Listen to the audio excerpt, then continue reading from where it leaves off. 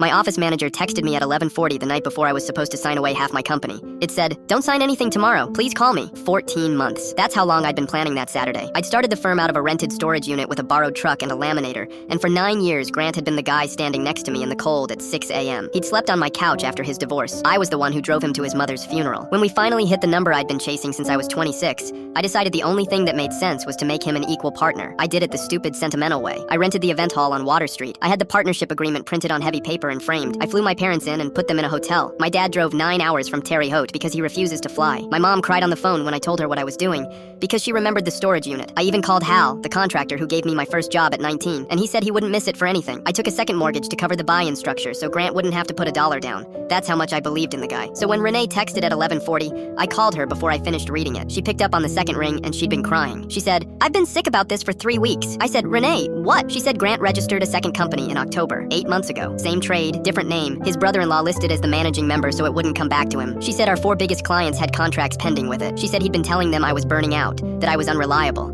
that I'd been difficult since the hospital thing, and there was no hospital thing. He invented a version of me that was falling apart so they'd have a reason to follow him. I said that couldn't be right. She said, "I have the emails. I'm your bookkeeper. He forgot I see everything." Then she started sending screenshots. The first one was Grant to a client. "He's the labor. I'm the reason you renew." The second, "He'll sign whatever I put in front of him. He always does." The third was the one that took the floor out from under me. He wrote that once the partnership executed, the operating agreement let him call a capital contribution I couldn't match, and he'd dilute me down inside of a year. He'd had a lawyer draft language into the papers I was going to sign in front of my mother. The fourth was from that morning. A client had asked whether they should still come to the party. Grant wrote, "Come, it'll be funny." I sat on my kitchen floor for a long time, and then something turned over in my chest and I wasn't heartbroken anymore. I was calm in a way I'd never been in my life. I called Renee back and asked one question. "Which invoices did he bill Marisol Vega for?" She said, "Why?" I said, "Because she paid for work that was never done, and she deserves to hear it from someone." Marisol runs a property group that had been our largest account for 6 years. I sent her every screenshot and every invoice at 2 a.m. She called me at 6:15. She said she'd suspected the numbers for months and could never prove it. Then she said, "What time is this party?" I told her 3 o'clock Water Street. She said, "My attorney and I will be there." Grant showed up in a new jacket. He hugged my mother. He shook Hal's hand. 80 people, a framed agreement on an easel, and my dad standing near the back with his hands in his pockets looking prouder than I've ever seen him. I got up to speak. Grant stood beside me smiling. I said, "Before I sign this, everyone here needs to hear something," and I read them out loud. "He's the labor. I'm the reason you renew. He'll sign whatever I put in front of him. Come, it'll be funny." The room went so quiet I could hear the ice machine behind the bar. Grant reached for the microphone and I stepped back. Then the doors opened and Marisol walked in with her attorney and a folder, and she said loud enough for the whole hall, "I pulled 14 months of invoices this morning. I filed at 9. Hal stood up, old and slow, and said 4 words to Grant. "Son, get out, now." Nobody stopped him leaving. Marisol's case settled in February. His shell company lost its bonding and folded by spring. Renee runs my office and owns 4% of it. Grant called 41 times. I never picked up. The worst part was never the money. It was realizing that the man who cried in my truck outside his mother's funeral